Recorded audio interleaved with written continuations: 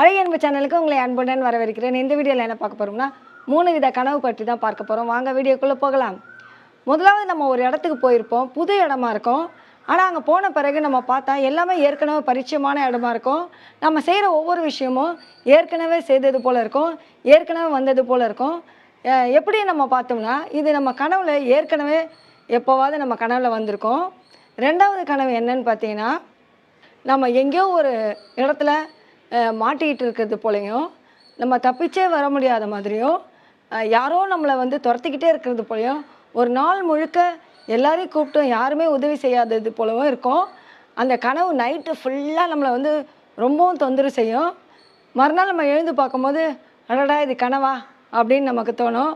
மூணாவது கனவு என்னென்னா, இந்த உலகத்தில் நம்ம கூட உயிரோடவே இருக்க மாட்டாங்க. ஆனால் அந்த கனவில் நம்ம கூட உயிரோடு இருக்கும்பொழுது நம்ம கூட என்னெல்லாம் செஞ்சாங்களோ, எங்கே போகணுமோ எங்கே வந்தோமோ அந்த இரவு முழுதும் அவங்க நம்ம கூடவே இருப்பாங்க. எழுந்து பார்க்கும்போது அது கனவாக இருக்கும் பொழுது அது நமக்கு மிகப்பெரிய வருத்தத்தை கொடுக்கும். முதல் கனவு என்னன்னு பார்த்தீங்கன்னா, பின்னால் நடக்க போகிற விஷயத்த அது முன்னாலேயே தெளிவுபடுத்துகிற கனவு அது.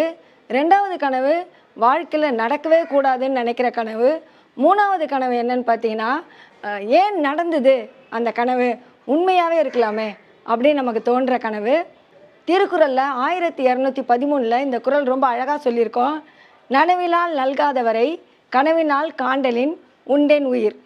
நிஜத்தில் வராத தலைவன் கனவில்லாது வந்த பொழுது அந்த தலைவி அதனால் உயிர் வாழ மாதிரி இந்த கனவு இருக்கும். இது போல தான் மூன்றாவது கனவு.